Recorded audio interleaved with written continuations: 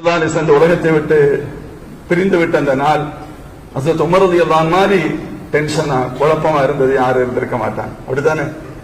யாராவது ஸல்லல்லாஹு அலைஹி வஸல்லம் மௌத் ஆயிட்டாங்கன்னு சொன்னா அவ்வளவுதான், நீங்க இருக்க மாட்டீங்க, அந்த ஸ்டைல்ல தான் பேசிக்கிட்டு இருந்தாங்க.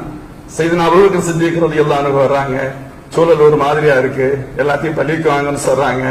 ஹஸரத் உமர் ரலியல்லாஹு கஷ்டப்பட்டு தான், கேட்கிற மனநிலை கூட இல்ல, கஷ்டப்பட்டு எல்லாரும் உள்ள வந்தாங்க, அவங்களே இருந்தாங்க.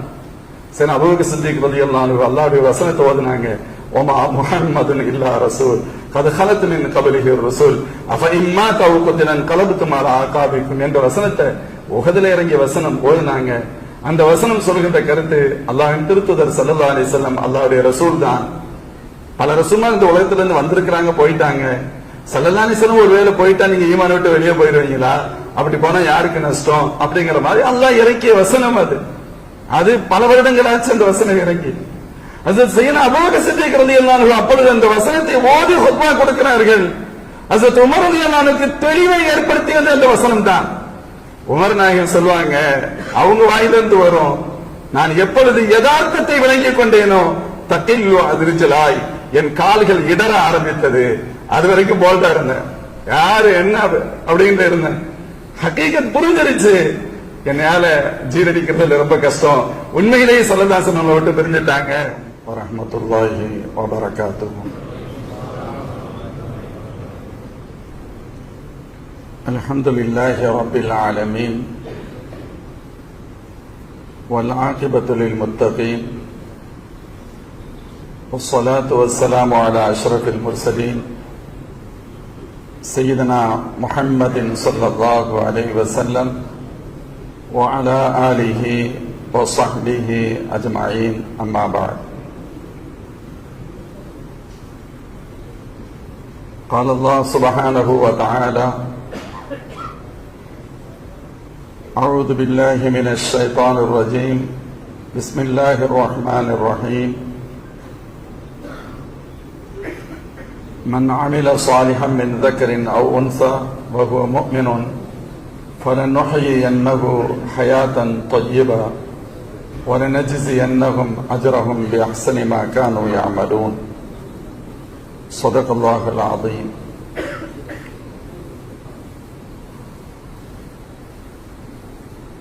قال رسول الله صلى الله عليه وسلم: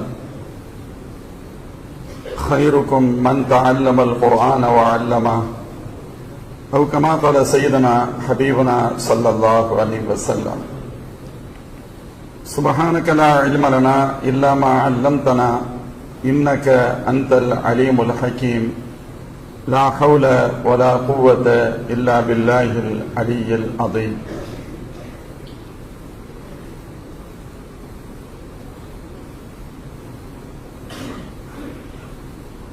அல்லாஹ் ஜல்ல ஷானுஹு வ தஆலாவின் பேரருளால் நமது சென்னை மாவட்ட ஜமாஅத் உலமா சபையின் சார்பில் திருக்குர்ஆன் மாநாடும் விருது வழங்கும் விழாவும் சிறப்பாக நடைபெற்றுக் கொண்டிருக்கிறது. இச்சிறப்புமிகு விழாவின் தலைவர் எங்களது கண்ணியத்திற்குரிய அருமை சகோதரர் மௌலானா PS ஷாவுல் ஹமீது சிராஜி ஹதரத் பிறந்தை அவர்களே, கிராத் ஓதிய, கீதம் இசைத்த, வரவேற்புரை நிகழ்த்திய, துவக்க உரை நிகழ்த்திய கண்ணியத்திற்குரிய அறிஞர் பெருமக்களே, முன்னிலை வகிக்கும் சென்னை மாவட்ட வட்டார ஜமாஅத் உலமா சபையின் நிர்வாக பெருமக்கள் மற்றும் இச்சிறப்புமிகு மக்கா மஸ்ஜிதுடைய நிர்வாக பெருமக்களே, அழகிய உரைகளை தந்து அமர்ந்திருக்கக்கூடிய கண்ணியத்திற்குரிய அறிஞர் பெருமக்களே, சிறந்த உரையை இதன் பின் தர இருக்கக்கூடிய கண்ணியத்திற்குரிய அறிஞர் பெருமக்களே, பெரியோர்களே, சகோதரர்களே, அல்லாஹ் ஜல்ல ஷானுஹு வ தஆலாவின் பேரருள் நம் அனைவரின் மீதும் என்றென்றும் நின்று நிலவட்டுமாக என்று பிரார்த்தித்தவனாக எனது வார்த்தைகளை தொடங்குகிறேன். என் உரைக்குள் வருவதற்கு முன்பு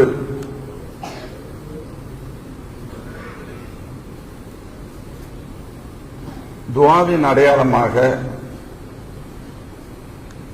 வழங்கப்பட்ட விருதை அல்லாஹ்விற்காக நான் ஏற்றுக்கொள்கிறேன். ஏனெனில் இது அடிப்படை துஆ.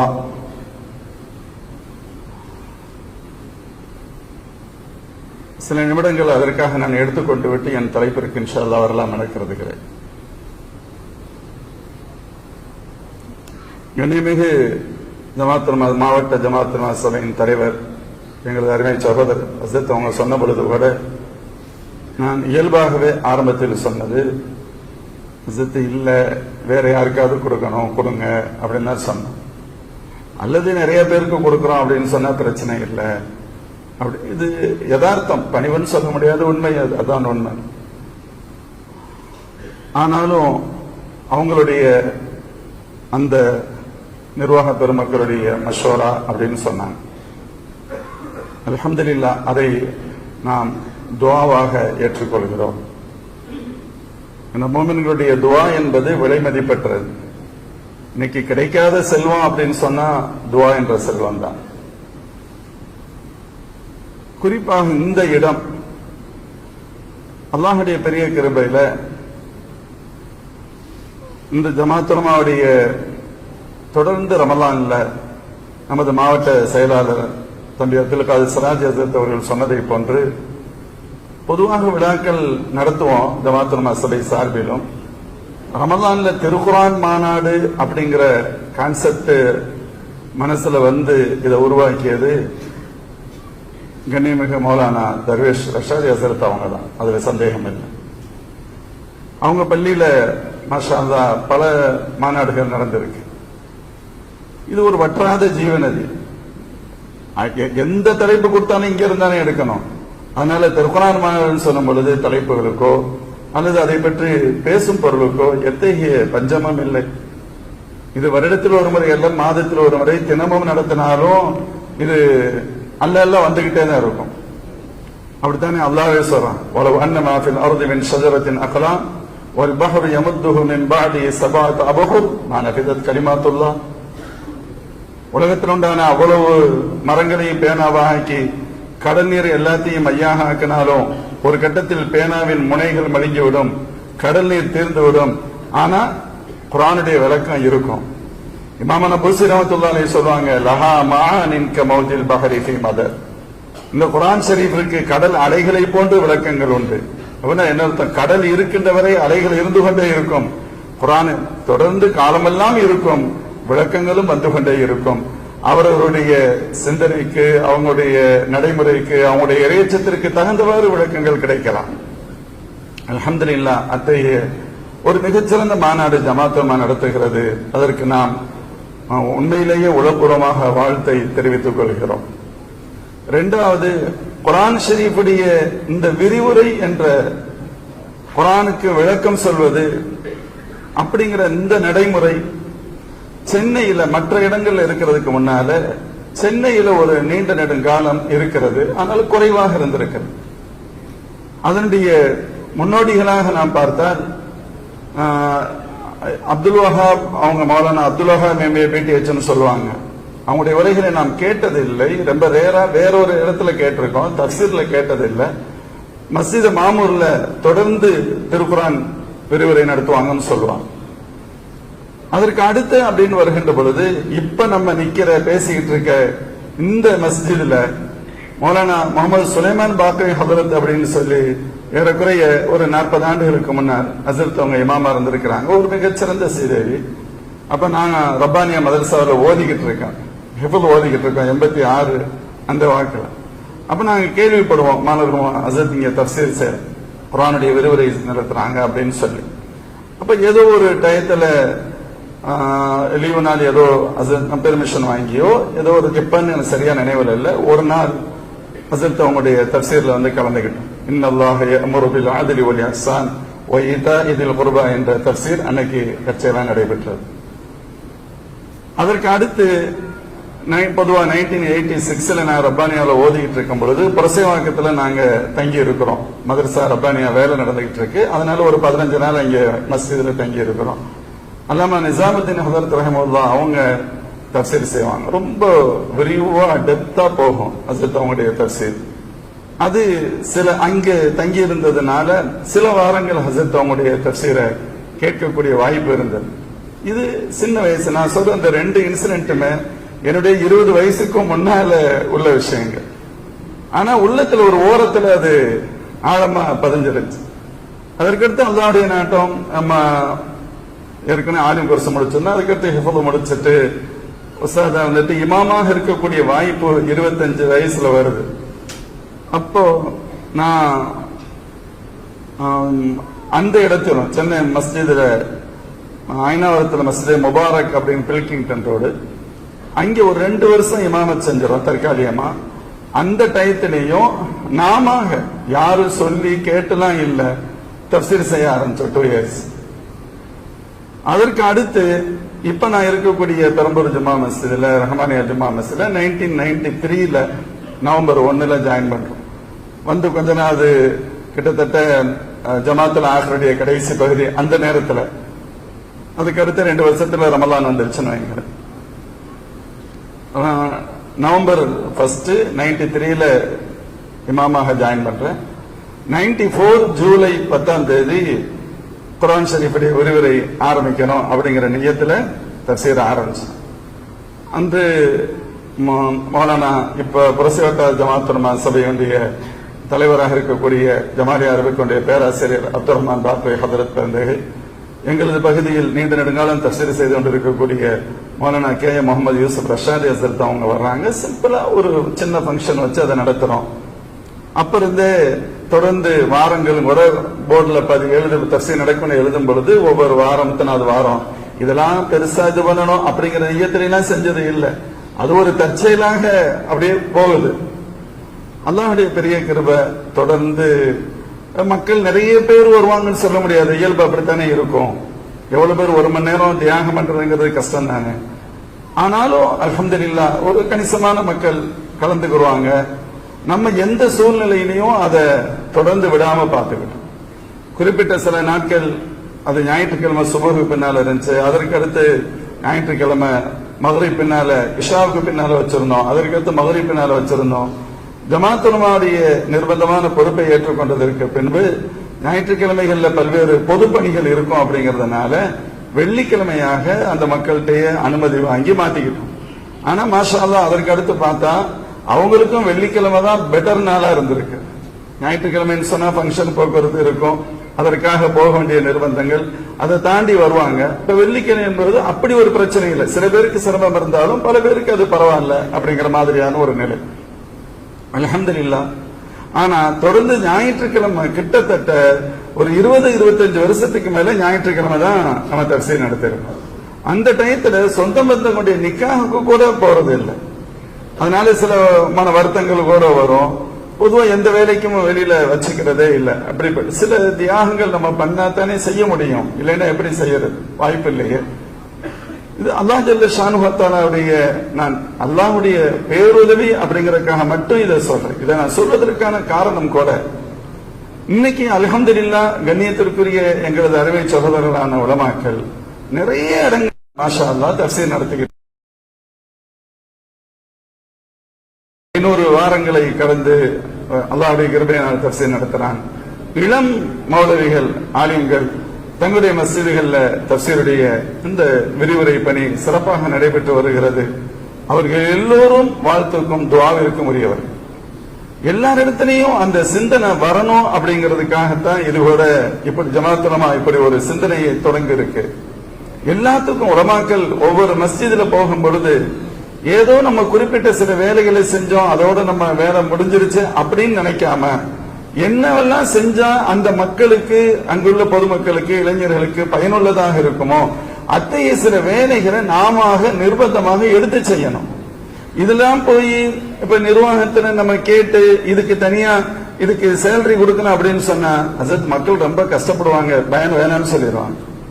இது இயல்பு, அது குறையும் அல்ல, அப்படித்தான் வரும். அது அப்படித்தானே வரும். டெய்லி நீங்க தராவி பின்னாடி பேசுறீங்கன்னா பேசலாம், எனக்கு பேசுறதுக்கு தனியா காசு வேணும்னு கேட்டா சார் 2 மணி நேரம் தராவி தொழுகவே முடியுது, அதுக்கடுத்து உட்கார கஷ்டப்படுவாங்க. அவங்களுக்கு பிரச்சனை அது இல்லை, ஆனா சொல்றது அது வரும். எதையுமே எதிர்பார்க்கவே கூடாது, மக்களிடத்தில் எதையும் எதிர்பார்க்க கூடாது. எதிர்பார்த்தல் என்பது துஆ மட்டும்தான். அல்லாஹ்வின் திருத்தூதர் ஸல்லல்லாஹு அலைஹி வஸல்லம் சொல்றாங்க, அதாவது ஒரு மூமின் எதையும் எதிர்பார்க்க மாட்டான், இல்முடைய விஷயத்துல மட்டும்தான் தேவையா. இல்முக்காக ஒரு பிச்சை எடுக்கலாம், ஒருத்தர் போகலாம் எனக்கு சொல்லிக் கொடுங்க, இது எனக்கு தெரிஞ்சா நல்லா இருக்கும், உங்களுக்கு தெரியும்னு கேள்விப்பட்டேன், கேட்கலாம். அவர் எவ்வளவு பெரிய கோடீஸ்வரரா இருக்கட்டும், யாரா இருக்கட்டும், உங்கள்கிட்ட பதவியை வச்சு இதை கொஞ்சம் அட்ஜஸ்ட் பண்ணி கொடுங்க, உங்க காசுல கொஞ்சம் கொடுங்க, தேவையே இல்லை, அவசியமும் இல்லை. எந்த இத இஹ்லாஸா ஒவ்வொருத்தரும் அதை கண்டிப்பாக செய்யணும். இது நம்முடைய பணி அல்லாஹ்விற்காக அப்படிங்கிற உணர்வு எங்களது கண்ணியத்திற்குரிய சகோதரர்களான எங்கள் ஆரின் பெருமக்கள் அவங்க எல்லாத்திட்டையும் வரணும். நம்ம சில ரிஸ்க் எடுத்து தான் ஆகணும். அதுக்குன்னு டைம் கிட்டத்தட்ட ஒரு 1.5 மணி நேரம், 2 மணி நேரம், 3 மணி நேரம் நம்ம முத்தாலா பண்ணணும். மக்களுக்கு தெரியாது, நம்ம பேசுறது மட்டும்தான் அவங்களுக்கு தெரியும். இதுக்கு பின்னால எவ்வளவு நேரம் செலவு பண்ணிருக்கோங்கிறது தெரியாது. எல்லாரும் தெரிய வேண்டிய அவசியமும் இல்லை. நம்ம லில்லாஹி செய்யறோம், அல்லாஹ் அதுக்கு கூலி கொடுக்க போறோம், அவ்வளவுதான். ரப்பிட்ட அதுக்கு உயர்வான கூலி கிடைக்க போகுது. அந்த உணர்வுல நம்ம இதை பண்ணணும். இதெல்லாம் போது, என்னத்தை ஏன் கஷ்டப்பட்டுக்கிட்டு இருக்கணும், அப்படிப்பட்ட சிந்தனைகள் வந்துடக்கூடாது. அல்லாஹ்வுடைய பெரிய கிருபை, இன்னைக்கும் மக்ரிப் டு இஷா அப்படின்னு சொன்னா 1 மணி நேரமும் ஆகலாம், 1.25 மணி நேரம் ஆகலாம், 1.5 மணி நேரம் கூட ஆகலாம். நம்ம பேசுறது முக்கியம் இல்ல, மக்கள் உட்கார்ந்து இருப்பாங்க, அது அதோட பெரிய விஷயம். பல்வேறு பகுதியிலிருந்து வருவாங்க. அல்லாஹ்வுடைய பெரிய கிருபை, இன்று அல்லாஹ்வின் பேரொருளால் மக்களத்தில் குர்ஆன் ஷரீஃபுடைய ஒரு தேட்டம் இருக்கிறது. பொதுமக்களுக்கு குர்ஆனை கொண்டு போய் சேர்ப்பதற்கு எளிய வழி என்பது உலமாக்களுடைய இது போன்ற தஃசீர் விரிவுரைகள் தான். அது ரொம்ப அவசியமானது. என்ன சொன்னா, குர்ஆன் ஷரீஃப் எப்படி ஓத வேண்டுமோ அதே போன்று குர்ஆன் ஷரீஃபை புரியவும் வேண்டும். ஹாதா கிதாபுன் அன்ஸல்னாஹு முபாரக்குன் லியத்தப்பரு ஆயாத்தி. அல்லாஹ் சொன்னா இது பரக்கத்தில் இருந்த வேதம், இதை ஆய்வு செய்ய வேண்டும், இதை சிந்திக்க வேண்டும். டைரக்ட் மீனிங்கே தெரியலன்னா எங்க போய் ஆய்வு செய்யறது? எப்படி ஆய்வு செய்ய முடியும்? அப்ப விளங்கணும், புரியணும். அல்லாஹ்வின் திருத்தூதர் ஸல்லல்லாஹு அலைஹி வஸல்லம் அவர்கள் அத்தகைய ஒரு சமூகத்தை தான் கட்டமைத்தார்கள். அப்படி ஸல்லல்லாஹு அலைஹி வஸல்லம் கட்டமைத்ததால் குர்ஆன் ஷரீஃப குர்ஆனுக்கு முன்னால் மண்டியிடுகின்ற நிலை ஏற்பட்டது. குர்ஆன் ஒன்ன சொல்லுது அப்படின்னு சொன்னா அதற்கடுத்து இன்னொரு சிந்தனையே கிடையாது. அல்லாஹ் சொல்லிட்டான், வமா கான லில் முஃமினின் வலா முஃமினத்தின் இதா கலல்லாஹு வ ரசூலுஹு அம்ரன் அன் யகுன லஹுமுல் ഖിയറத்து மின் அம்ரிஹிம். அல்லாஹ்வுடைய ரசூல் ஒரு விஷயத்தில் இதுதான் என்று தீர்க்கமாக முடிவை சொல்லிவிட்டால் இந்த ஒரு கருத்தை சொல்கின்ற அதிகாரம் கூட யாருக்குமே இல்ல.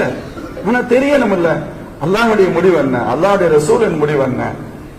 அல்லாஹ் குர்ஆன் ஷரீஃபை பத்தி பேசணும்னு சொன்னாலே ஸல்லல்லாஹு அலைஹி வஸல்லம் பத்தி பேசிட்டு ஆகணும். ஏன் وَأَنزَلْنَا إِلَيْكَ الذِّكْرَ لِتُبَيِّنَ لِلنَّاسِ مَا نُزِّلَ إِلَيْهِمْ. இந்த ஆயத்திற்கு என்ன அர்த்தம் அப்படிங்கறத ஃபர்ஸ்ட் எம்பெருமானார் ஸல்லல்லாஹு அலைஹி வஸல்லம் என்ன சொல்றாங்களோ அதை வச்சு தான் சொல்ல முடியும். குர்ஆனுடைய முதல் விரிவுரை சில சமயங்களில் ஒரு வசனம் இன்னொரு வசனத்திற்கு விரிவுரையாக அமையும். சில சமயங்களில் ஒரு வசனத்திற்கு பெருமானார் ஸல்லல்லாஹு அலைஹி வஸல்லம் சொற்கள் தான், விளக்கம் தான் விரிவுரையாக அமையும். ஃபர்ஸ்ட் விரிவுரை அதுதான். அதற்கடுத்து சஹாபாக்களுடைய விரிவுரைகள், அதற்கடுத்து தாபியின்களுடைய அந்த விளக்கம் அர்த்தங்கள். அப்ப குர்ஆனை பற்றி பேசுகின்ற பொழுது இந்த ஷரியத்துடைய அனைத்து சூழல்களும் அங்கே வந்துடும், அனைத்து சூழல்களும் வந்துடும். அல்லாஹ்வை பற்றி பேசுவோம். ஸல்லல்லாஹு அலைஹி வஸல்லம் ஆயிஷா சித்திகா ரலியல்லாஹு சொல்றாங்க, கான குருக்குஹு அல் குர்ஆன். எம்பெருமானார் ஸல்லல்லாஹு அலைஹி வஸல்லத்துடைய ஒட்டுமொத்த வாழ்க்கையும் குர்ஆன் தான். அவங்களுடைய குணமே குர்ஆனாக இருந்தது. குர்ஆன் படி வாழ்வியல். சஹாபாக்களை அந்த அச்சில் பெருமானார் ஸல்லல்லாஹு அலைஹி வஸல்லம் வார்த்தார்கள். நீங்க சொன்ன குர்ஆனை வாழ்வியலாக நாம் ஏற்றிருக்கின்றோம். கொஞ்சம் இன்னும் கொஞ்சம் பிராக்டிக்கலா நம்ம அமல் செஞ்சுதான் ஆகணும். அதற்கான கொஞ்சம் முக்கியத்துவம் கொடுத்து ஆகணும். அப்படி முக்கியத்துவம் கொடுத்தோம் அப்படின்னு சொன்னா அல்லாஹ் ஜல்ல ஷானு வ தஆலா ஈர் உலகத்திலும் வெற்றி நிறைந்த வாழ்க்கையை தருவான். அல்லாஹ் சொல்றான்ல, இந்த குர்ஆன் உங்களுக்கு என்ன வழிகாட்டுகிறதோ, இந்த குர்ஆன் என்ன வழிகாட்டுது, ஃபல்லதீன ஆமனூ பிஹி வஅஸ்ஸரூஹு வனஸரூஹு வத்தபஉ அன்-நூர் அல்லதி உன்ஸில மஅஹு உலாயிக ஹுமுல் முஃப்லிஹூன். இந்த பிரகாசம் எனும் நூர் எனும் இந்த குர்ஆன் ஷரீஃபை யார் பின்பற்றுகின்றார்களோ அவர்கள் வெற்றியாளர்கள் என்று அல்லாஹ் சொல்கிறான். வெற்றியாளர்கள் யார் இந்த குர்ஆனின் படி பின்பற்றுகிறான்னு சொன்னா, யார் குர்ஆன் படி அமல் செய்கின்றார்களோ. அல்லாஹ் சொல்றான், மன் அமில ஸாலிஹன் மின் ذكر أو أنثى وهو مؤمن فلنحيينه حياة طيبة. யார் எந்த ஒரு முஃமினான ஆணோ பெண்ணோ ஈமானை ஏற்று குர்ஆன் கூறுகின்ற வழியில் அமல் செய்வார்களேயானால் அவர்களுக்கு மிக உயர்தரமான வளமான, நம்ம வார்த்தையில சொல்றாங்க அதுதான், வளம் நிறைந்த வாழ்க்கையை அவர்களுக்கு நாம் தருவோம். வளம் நிறைந்த வாழ்க்கை இந்த உலகத்தில் கிடைக்கும். மறுமையில இன்னும் உயர்வான கூலி கிடைக்கும், மறுமையில சொர்க்கம் கிடைக்கும். இந்த உலகத்துல ஒரு குறையும் வர. இன்னொரு விஷயம், நம்ம வளமான வாழ்க்கைன்ற காசு பணம் அப்படின்னு மட்டும் நம்ம நினைச்சுக்கலாம். காசு பணம்ங்கிறது மட்டுமே வளமான வாழ்க்கை அல்ல. அது வளமான வாழ்க்கைக்கு ஒரு காரண பொருளாக சொல்லப்படுகிறதே தவிர அது மட்டுமே அல்ல. ஒரு சஹாபி தன்னுடைய கையில் ஒரு பேரிச்சம்பழத்தை வச்சிருக்கிறாங்க. அதை சாப்பிட நினைக்கிறவங்க இல்ல இந்த சாப்பிடுற நேரம் கூட நான் அதிகம் நினைக்கிறேன்னு சொல்லி யுத்தத்துக்குள்ள போனாங்க. அப்ப எதை அவர்கள் வளம் நிறைந்த வாழ்க்கை என்று கருதுகிறார் சொன்னாங்க. வறுமையின் உச்சத்தில் இருந்தார்கள். சில சஹாபாக்கள் சொன்னாங்க, பெரியவங்க சொன்னாங்க, நாங்கள் இருக்கக்கூடிய அந்தஸ்தை அல்லாஹ் எங்களுக்கு தந்திருக்கக்கூடிய நியமத்துகளை மன்னர்களும் பிள்ளைகளும் புரிந்து கொண்டால் எங்களோடு சண்டை செய்ய வந்து விடுவார்கள். அவர்களுக்கு கிடைக்காத வசதிகளை, நிம்மதியை, சந்தோஷத்தை அல்லாஹ் எங்களுக்கு தந்திருக்கிறார் சொன்னார். ஃபர்ஸ்ட் நிம்மதி கிடைக்கும். குர்ஆன் ஷரீஃபை பின்பற்றினா, குர்ஆன் படி நடந்த, குர்ஆனை ஓதுனா, குர்ஆன் படி நடந்தால் என்ன கிடைக்கும்? நிம்மதி கிடைக்கும். இந்த ஹாஃபிஸ் எல்லாம் ஓதி இருப்பாங்க, அல்லதீன ஆமனு தத்மஇன்னு குலூபுஹும் பிதிக்ரில்லாஹ் அலா பிதிக்ரில்லாஹி தத்மஇன்னுல் குலூப். முஃமின்களுடைய உள்ளம் திக்ரை கொண்டு நிம்மதி பெறும். அல்லதீன ஆமனு தத்மஇன்னு குலூபுஹும் பிதிக்ரில்லாஹ் சொல்லிட்டு அல்லாஹ் சொல்வான், அலா கவனமாக கேட்டுக்கொள்ளுங்கள், பிதிக்ரில்லாஹி தத்மஇன்னுல் குலூப். அல்லாஹ்வுடைய திக்ரினால் உள்ளங்கள் நிம்மதி பெறுவதோடு அல்லாஹ் சொல்லல, அல்லாஹ்வின் திக்ரினால் தான் உள்ளங்கள் நிம்மதி பெறுகிறது. அல்லாஹ்வுடைய திக்ரை கொண்டு தான் நிம்மதி பெறுகிறது. இன்னைக்கு நம்ம நிம்மதியை தேடுறோம், ஆனா அல்லாஹ் நிம்மதி திக்ர்ல இருக்குன்னு சொல்றான். எது திக்ர்? அதுல ஃபர்ஸ்ட் வஅன்ஸல்னா இலைக திக்ர் இன்னா நஹனு நஸல்னா திக்ர் வ இன்னா லஹு லஹாஃபிதூன். அந்த வசனங்களில் எல்லாம் அல் திக்ர் என்று அல்லாஹ் கூறுவது குர்ஆன் ஷரீஃப். ஃபர்ஸ்ட் குர்ஆன். உங்களுக்கு நிம்மதி வேண்டுமா? குர்ஆன் வேண்டும். பெரிய பெரிய அறிஞர்கள் சொல்றார்கள், மன் அராதல் மூனிஸ ஃபல் குர்ஆன் யக்ஃபி. நீங்கள் குர்ஆன், யாரேனும் ஒருவர் தனக்கு அருகிருந்து தன்னை சந்தோஷப்படுத்திக் கொண்டே இருக்க வேண்டும் என்று விரும்பினார், அவர் குர்ஆனை ஓதிக்கொண்டு இருக்கட்டும். அதை விட மகிழ்ச்சியை தரக்கூடிய ஒரு பொருள் இருக்க. ஓதுனாலே அப்படி ஓதுவது. அமல் செய்தால் இன்னும் நம்ம எங்கேயோ போயிடும். அமல் செய்தால் அது சாதாரணமானது இல்லையே. சஹாபாக்களை பார்க்கிறோம். ஹஸரத் அபூபக்கர், சையதுனா அபூபக்கர் சித்திக் ரலியல்லாஹு குர்ஆனுடைய ஒவ்வொரு பகுதியா நம்ம பாருங்க. ஸல்லல்லாஹு அலைஹி வஸல்லம் எத்தனை சஹாபாக்களை உருவாக்கினார்கள். எத்தனை ஒரு மிக பிரமாண்டமிக்க ஒரு கூட்டத்தை ஸல்லல்லாஹு உருவாக்கினாங்க. எத்தகையவர்கள் அவர்கள். குர்ஆன் ஒன்றை சொல்லுகிறது என்று சொன்னால் அதற்கு அடுத்து இன்னொரு யோசிக்கிறதுக்கு கூட அவங்களுக்கு வாய்ப்பு கிடையாது, போக மாட்டாங்க. அடுத்த கட்டத்துக்கு போகவே மாட்டாங்க. குர்ஆன் சொல்லுதான் முடிஞ்சு. ஒரு பிரசித்தி பெற்ற வரலாறு கேள்விப்பட்டது. குர்ஆன் என்ன சொல்கிறது? நேர்மையா இருங்கன்னு சொல்லும், வாய்மையா இருங்கன்னு சொல்லும், ஒழுக்கமா இருங்கன்னு சொல்லும், பேணுதலா இருக்குன்னு சொல்லும், பழி வாங்காதீங்கன்னு சொல்லும், யாராவது தவறு செஞ்சுட்டு அல்லாஹ்வுக்காக மன்னிச்சுக்கங்கன்னு சொல்லும். வேற என்ன குர்ஆன் சொல்ல போகிறது? உயர்ந்த ஒழுக்கங்கள், பண்பியல்களை குர்ஆன் கூறுகிறது. இது எதுவரை பின்பற்றப்பட்டு வந்ததோ அவர்கள் எல்லாம் இந்த உலகத்தின் மேன்மக்களாக இருந்தார்கள். அதை யாரு செய்ய முடியலையோ அவர்கள் தரம் தாழ்ந்து போனார்கள் என்பதுதானே வரலாறு. இதுல சஹாபாக்களுடைய எவ்வளவு உச்சம். ஹஸரத் சையதுனா அபூபக்கர் சித்திக் ரலியல்லாஹு அன்ஹு, நான் பெரும்பாலும் அந்த வரலாறுகளை ஆயிஷா சித்திகா ரலியல்லாஹு ஹதீஸ் ஷரீஃப்க பெரும்பாலும் சொல்றது இல்லை, அது தேவையில்லை அப்படிங்கிறதுக்காக. குர்ஆன் ஷரீஃபுடைய விரிவுரை சொல்ல வேண்டிய இடத்துல மட்டும் இன்னல்லதீன ஜாஉ பில் இஃப்கி அந்த வசனம் வருகின்ற பொழுது அது விரிவாக சொல்லித்தான் ஆகணும் அப்படிங்கறதுக்காக சொல்லுவோம். இல்லைன்னா பெரிய அளவுல தேவையில்லைன்னு வச்சுக்கோங்களேன். அப்படி ஒரு இக்கட்டான ஒரு நிலை. ஒரு யுத்தத்திற்கு திரும்பி வருகின்ற பொழுது சில தாமதம் ஏற்பட்டுச்சு. அதை ஒரு மாதிரியா சில பேர் பேச ஆரம்பிச்சாங்க, சராசரி மனிதர்கள். அதுல ஒரு சஹாபி, அவங்க பேரு மிஸ்தஹ் பின் அஸாஃபா, அவங்களும் இதுல பெரிய ஒரு ஸ்ட்ராங்கான ஒரு உயர்ந்த எண்ணம் இல்லாமல் ஒரு சாதாரணமான ஒரு வார்த்தையில இருந்தாங்க. அவங்க யார்? ஹஸரத் அபூபக்கர் சித்திக் ரலியல்லாஹு அன்ஹுடைய ஹாலாவின் மகனார், நெருக்கமான உறவினர், தம்பி முறை வேணும், ரொம்ப வறுமை. இவங்க தான் அவங்களுக்கு எல்லா ஹெல்ப்பும் பண்ணி வச்சுக்கிட்டு இருக்காங்க. ஆனாலும் அபூபக்கர் சித்திக் ரலியல்லாஹு அன்ஹு அமைதியா இருந்துட்டாங்க. அல்லாஹ்வே வசனத்தை இறக்கி வைத்தான். அல்லாஹ்வே வசனத்தை இறக்கி வைத்தான். யார்? பரிசுத்தமானவர்கள். ஆயிஷா சித்திகா ரலியல்லாஹு அன்ஹா பரிசுத்தம். அது அப்படின்னு ரப்ப வசனத்தை இறக்கி வச்சதுக்கு பின்னால ஹஸரத் சையதுனா அபூபக்கர் சித்திக் ரலியல்லாஹு அன்ஹு சொன்னாங்க, மிஸ்ஸாக்கு நான் உதவி செய்யறதை நிறுத்திடலாம்னு நினைக்கிறேன்னு சொன்னாங்க. நம்மளா இருந்தா என்னைக்கே முடிச்சிருப்போம். அல்லாஹ்வுடைய வசனம் இறங்கியதற்கு பின்பு சொன்னாங்க, மிஸ்டேக்கு நான் உதவி செய்ய வேண்டாம் என்று கருதுகிறேன். அல்லாஹ் சத்தியமா நான் மிஸ்டேக்கு உதவி செய்யல அப்படின்னு சொல்றான். அது கூட நான் கொஞ்சம் விளங்கி பார்த்தால் தன்னுடைய மகனாரை கோய் சொல்லிவிட்டார்கள் என்பதற்காக அல்ல, எம்பெருமானாருடைய குடும்பம் அது, அங்கே யோசிக்கிறதுக்கே கூடாது, யோசிச்சிருக்க கூடாது. அந்த சிந்தனை தான் அவங்களுக்கு பவர்ஃபுல்லா பெருமானாராகத்தான் இருக்கும் எப்பொழுதுமே. ஆனா அல்லாஹ் ஒரு வசனத்தை இறக்கி வைத்தான், வலா யதி உலுல் ஃபضل منكم والسع ان يؤتوا اولي القربى والمساكين والمهاجرين في سبيل الله. உங்களின் மேன்மக்கள் எல்லாம் இப்படி சத்தியம் செய்யக்கூடாது என்று அல்லாஹ் சொன்னான். உங்களின் மேன்மக்கள், சிறந்தவர்கள், உயர்ந்தவர்கள், அவங்க இப்படி சத்தியம் செய்யலாம். அதற்காக அவங்க தப்பாலாம் செஞ்சுட்டாங்க. அல்லாஹ் என்ன சொன்னான்னு தெரியுமா? மன்னிச்சுட்டா மேட்டர் ஓவர். இப்ப பிரச்சனை இருக்குன்னு தெரியுது, இவர்களுடைய வருத்தத்திற்கு நியாயமான காரணம் இருக்குன்னு அல்லாஹ் ஒத்துக்கிறான். ஆனா நீங்க மன்னிச்சிருங்க. அதுக்கு அடுத்து அல்லாஹ் இன்னொரு வார்த்தையை சொல்றான், அலா துஹிப்பூன யக்ஃபிருல்லாஹு லக்கும். நான் உங்களை மன்னிக்கிறேன், நீங்க விரும்புறீங்களா இல்லையா?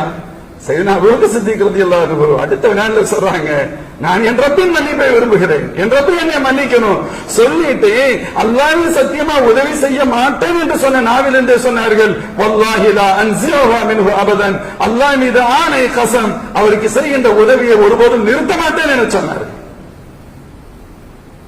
என் ரப்பு சொல்லிட்டான், அதற்கடுத்து என்ன பேச்சு? சையதுனா உமர் இப்னு கத்தாப் ரலியல்லாஹு அன்ஹு பத்தி நீங்க கேள்விப்பட்டிருப்போம். அவங்கள பத்தி புகாரி ஷரீஃப்ல ஹதீஸ் வரும், வகான வக்காஃபன் இன்த கிதாபில்லாஹ். அல்லாஹ்வுடைய வசனம் என்று சொல்லிவிட்டால் அதற்கடுத்து இன்னொரு சிந்தனையே அவங்கள்ட்ட வராது, அப்படியே நின்றுவாங்க. அல்லாஹ் அந்த ஈமான கொடுக்கும் பொழுதே அவங்களுக்கு குர்ஆனுடைய நூறானியத்தில் ரப்பு ஈமான கொடுத்தான்.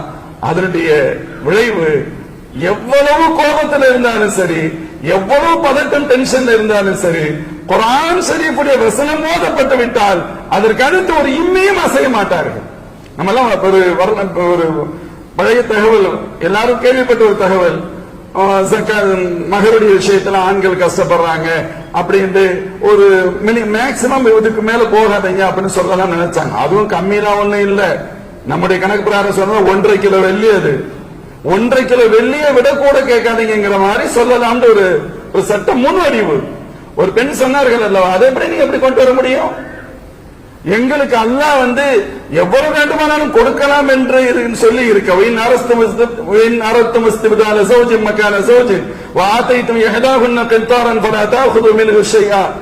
நீங்க தலாக் கொடுக்கக்கூடிய நிர்பந்தம் வருகின்ற பொழுது பொறுக்குவையரே மகராக கொடுத்திருந்தாலும் ஒரு புள்ளிய கூட திரும்ப பெற முடியாதுன்னு அல்லாஹ் சொல்றான்.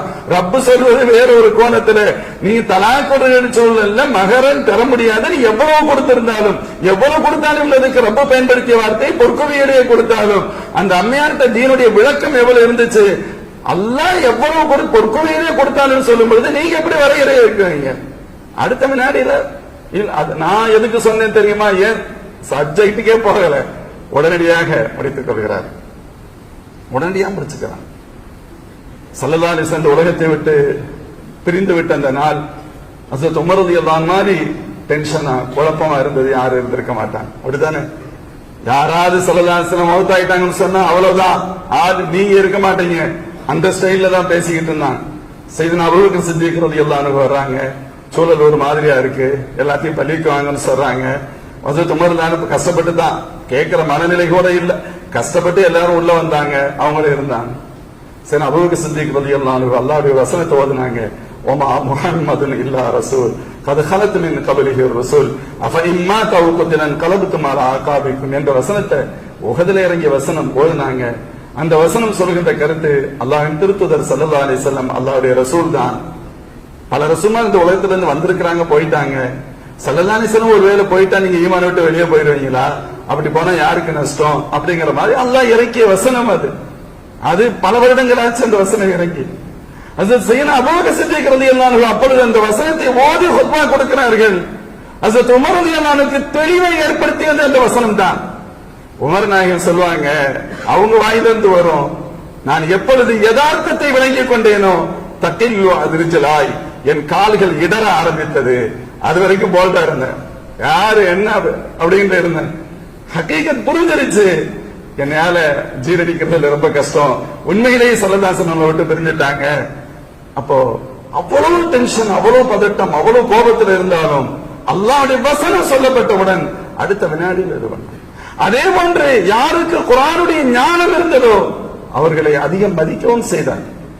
அவங்க அதிகமா மதிப்பாங்க. அவங்க வாடி சின்ன பிள்ளையா இருந்தாலும் சரி. அதற்கு உதாரணம் செய்தனா அப்துல்லா இப்னு அப்பாஸ் ரலியல்லாஹு அன்ஹு. சையதுனா அப்துல்லா இப்னு அப்பாஸ் ரலியல்லாஹு அன்ஹு ஸல்லல்லாஹு அலைஹி துஆவை பெற்ற மேன்மகன். அல்லாஹ் அல்லிமுல் கிதாப வல் ஹிக்மா, யா அல்லாஹ் இவருக்கு வேதத்தை கற்றுக்கொடு, வேத விளக்கங்களை கற்றுக்கொடு. எம்பெருமானார் துஆவை பெற்றார்கள். மடையிலிருந்து வெள்ளமாக அல்லாஹ் குர்ஆனுடைய விரிவுரை அவர்களுக்கு ஞானத்தை அல்லாஹ் தந்தான்ல. அதனால அவங்கள கூடவே வச்சிருப்பாங்க. எந்த அளவுக்கு கேட்டா வயதில் மிக மூத்த சஹாபாக்கள் சில சமயங்கள்ல மனிதர்கள் தானே, உள்ளத்துல சில எண்ணங்கள் வந்து போனது. என்ன இது, நம்ம பொழுது பெரிய அவருடைய அத்தா வயசு தாதா வயசு ஆட்கள்லாம் இருக்கிறோம், அந்த பையனையும் ஓரத்துல வச்சிருக்கிறாங்களே அப்படின்னு மனசுல நினைச்சாங்க. யாரும் போர்க்கொடி தூக்கல, யாரும் பசாது பண்ணல, பிரச்சனை பண்ணல. உள்ளத்துல லைட்டா அந்த எண்ணம் வந்துட்டு போகுது. உள்ளத்துல வர்றது யார் தடுக்க முடியும்? சையதுனா அபூ உமர் நாயகம் புரிந்து கொள்கிறார்கள். தெரியாத மாதிரி ஒரு நாள் மஜ்லிஸ் இருக்கும்போது கேட்டாங்க, இதாஜா நஸ்ருல்லாஹ் என்ற சூரா இருக்கு, என்ன விளக்கம்னு கேட்கிறாங்க.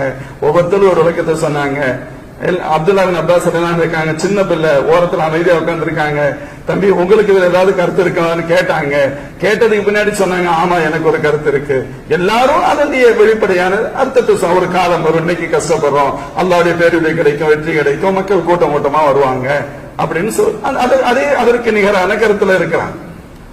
ஹஸரத் அப்துல்லா பின் அப்பாஸ் கேட்க அவங்க சொன்னாங்க, இந்த அத்தியாயம் எம்பெருமானார் ஸல்லல்லாஹு அலைஹி வஸல்லம் நம்மை விட்டு பிரிய போகிறார்கள் என்று அறிவிக்கிறதுன்னு சொன்னாங்க. பெருமானாரின் மரணத்தை அல்லாஹ் இஷாராவாக சொல்கிறான்னு சொன்னாங்க. எல்லாரும் ஆச்சரியமா பாக்குறாங்க, என்னடா அது இந்த பையன் என்னத்தையோ ஒண்ணு சொல்றாருன்னு சொல்லிட்டு. அப்படித்தானே இருக்கும். சையதுனா உமர் இப்னு கத்தாப் ரலியல்லாஹு சொன்னாங்க, அப்துல்லா என்ன சொன்னாரோ அதுதான் என்னுடைய கருத்துன்னு சொன்னாங்க. அப்துல்லா என்ன சொன்னாரோ அதான் என்னுடைய கருத்து. புரிய வைக்க தெரியாத மாதிரி உங்களுக்கு புரிய வைக்கிறாங்க. இன்னொரு கட்டம் வந்தது, லைலத்துல் கத்ரை பத்தி உங்களுடைய கருத்து என்னன்னு கேட்டாங்க. ஒவ்வொருத்தரும் ஒவ்வொரு விஷயம் ரமலான்ல இருக்கு, கடைசி பத்துல இருக்கு, குறிப்பாக ஒற்றைப்படைகள் இருக்கு, அப்படித்தானே ஹதீஸ்கள் நிறைய இருக்கு, இப்படி சொல்லிட்டு இருந்தாங்க. அப்பவும் செய்யணும் அப்துல்லா இப்னு அப்பாஸ் கிட்ட கேக்குறாங்க, உமர் நாயகம் செல்லம் தம்பி உங்களுக்கு ஏதாவது கருத்து இருக்காமா? ஆமா எனக்கு ஒரு கருத்து இருக்கு. என்ன இருக்கு? ஒன்னு 27 இருக்கும், இல்லையா 23 இருக்குன்றாங்க. 21, 23, 25, 27, 29 இந்த 5ஐயும் 2ஆ சுருக்கினாங்க. இது என்ன புதுசா இருக்கு? என்ன எதை வச்சு நீங்க சொல்றீங்க? இல்ல அல்லாஹ் 7ங்கிறதுக்கு ஒரு முக்கியத்துவம் கொடுத்திருக்கிறான். வானம் 7, பூமி 7, உணவு வகைகள் 7, ஒவ்வொன்றுக்கு வசனங்கள் இருக்கு, நம்ம உள்ள போகல, டைம் ஆயிடும். அப்படி சொல்லிட்டு அதனால 20ல இருந்து 7 கூட 27 இருக்கும், அல்லது 30ல 7 கம்மியா 23 இருக்குன்றாங்க. இப்ப இதெல்லாம் நம்ம சொல்றாங்க, என்ன என்ன பண்ணி வாட்டுக்கு அடிச்சு விடுறீங்களே பாவான்னு சொல்லணும். சையதுனா உமர் இப்னு கத்தாப் சொல்றாங்க, லக்கத் ஃபதின்த மா ஃபதன்னா லஹு தஃப்ஸீர். இப்னு கஸீர் நீங்க அந்த வரலாற்றை பார்க்கலாம். என்னன்னு சொன்னா சூராவுடைய அத்தியாயத்துல நம்ம ஒன்றும் கதை சொல்ல முடியாது. லக்கத் ஃபதின்த மா ஃபதன்னா லஹு, எங்களுக்கு விளங்காததெல்லாம் உங்களுக்கு மட்டும் எப்படி புரிகிறது? அங்கீகாரம் தர்றாங்க. எங்களுக்கு விளங்காததெல்லாம் நீங்கள் விளங்கி வைத்திருக்கிறீர்கள். ஏன்? அது எங்கள் நபியின் துஆ, எங்கள் நபியுடைய துஆ. ஆனால் ஸல்லல்லாஹு அலைஹி வஸல்லம் துஆவை பெற்றதால் யாருக்கு குர்ஆனுடைய ஞானம் அதிகம் இருந்ததோ அவர்களை தங்கள் கூடவே வைத்திருந்தார்கள். சையதுனா உமர் இப்னு கத்தாப் ரலியல்லாஹு அன்ஹு வரலாறு சுருக்கமாக சொன்னார். குர்ஆன் ஷரீஃப் அதனுடைய ஒவ்வொரு வார்த்தைகளும் ஓதப்பட வேண்டும், ஒவ்வொரு வார்த்தைகளும் பின்பற்றப்பட வேண்டும், அமல் செய்யப்பட வேண்டும். அமல் செய்யப்பட வேண்டுமானால் அதுக்கு தெரிய வேண்டும், தெரிய வேண்டுமானால் ஆலிம்களுடைய அந்த விரிவுரைகள் நாம் கலந்து கொள்ள வேண்டும், குர்ஆனுடைய விளக்கங்களை புரிய வேண்டும். அவைகளை கேட்டு நமது வாழ்வியலில் நாம் கொண்டு வருகின்ற பொழுது அல்லாஹ் ஜல்ல ஷானஹு வ தஆலா ஈருலகிலும் வளமான வாழ்க்கையை தரும். வளமான வாழ்க்கை வாழ வேண்டும் என்று எல்லோருக்கும் ஆசைதான். குர்ஆனை பின்பற்றுவதில்தான் நம்முடைய இந்த உலகத்தின் வளமான வாழ்வு இருக்கிறது. அதைவிட நாளை மறுமையிலும் வளமான வாழ்வு இருக்கிறது. எல்லாம் அல்ல அல்லாஹ் ஜல்ல ஷானஹு வ தஆலா குர்ஆன் ஷரீஃபை நாம் ஒவ்வொருவரும் நம் வாழ்வியல் வழிகாட்டியாக ஏற்று ஈருலகத்தின் வளமிக்க வாழ்க்கை வாழ்வதற்கு எல்லாம் அல்ல அல்லாஹ் தௌஃபீக் செய்வானாக என்று உளப்பூர்வமாக துஆ செய்தவனாக இந்த வாய்ப்புக்கு நன்றி கூறி என் வார்த்தைகளை நிறைவு செய்கிறேன்.